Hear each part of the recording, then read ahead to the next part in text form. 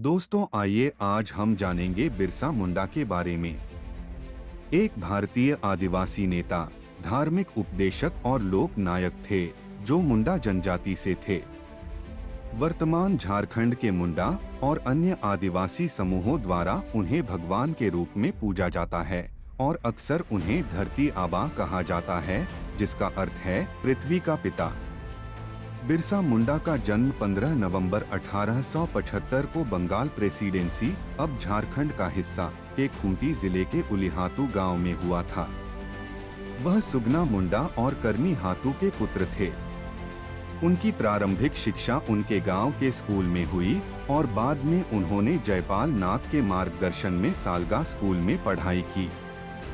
19वीं सदी के अंत में उन्होंने भारत में ब्रिटिश औपनिवेशिक सरकार के खिलाफ मुंडा विद्रोह का नेतृत्व किया।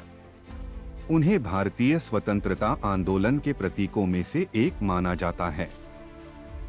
उनका विद्रोह उन ब्रिटिश नीतियों से प्रेरित था जो आदिवासी लोगों और उनकी भूमि का शोषण कर रही थीं। उन्होंने आदिवासी भूमि की वापसी और पारंपरिक आदिवासी रीति रिवाजों की बहाली की वकालत की। बिरसा मुंडा के विद्रोह को अंग्रेजों ने बेरहमी से दबा दिया और उन्हें 1895 में गिरफ्तार कर लिया गया। 1897 में उन्हें रिहा कर दिया गया, लेकिन 1900 में उन्हें फिर से गिरफ्तार कर लिया गया। 9 जून 1900 को रांची की जेल में उनकी मृत्यु हो गई। बिरसा मुंडा भारत के आदिवासी लोगों के लिए प्रतिरोध और आशा का प्रतीक हैं। आदिवासी अधिकारों के संघर्ष और उत्पीड़न के खिलाफ लड़ाई में उनकी विरासत जीवित है। बिरसा मुंडा के प्रमुख कार्य: सामाजिक एवं धार्मिक सुधार। बिरसा मुंडा ने मुंडा समुदाय के भीतर सामाजिक और धार्मिक सुधारों की वकालत की। उन्होंने शिक्षा, आत्मनिर्भरता और नैतिक आचरण के महत्व पर जोर देते हुए अंधविश्वासों और हानिकारक प्रथाओं के खिलाफ प्रचार किया। उन्होंने सांस्कृतिक गौरव और पहचान को बढ़ावा देते हुए पारंपरिक मुंडा रीति रिवाजों और मान्यताओं की ओर लौटने को भी प्रोत्साहित किया। भूमि अधिकार और आर्थिक न्याय। बिरसा मुंडा ने ब्रिटिश भूमि बंदोबस्त प्रणाली का पुरजोर विरोध किया, जिसने कई आदिवासी समुदायों को उनकी पैतृक भूमि से बेदखल कर दिया था। उन्होंने आदिवासी भूमि अधिकारों की बहाली और उनकी पारंपरिक वन आधारित आजीविका की सुरक्षा का आह्वान किया। उन्होंने ब्रिटिश जमींदारों और साहूकारों द्वारा आदिवासी मजदूरों के शोषण की भी निंदा की। राजनीतिक प्रतिरोध और आत्मनिर्णय। बिरसा मुंडा के आंदोलन ने ब्रिटिश औपनिवेशिक सरकार की सत्ता को चुनौती दी।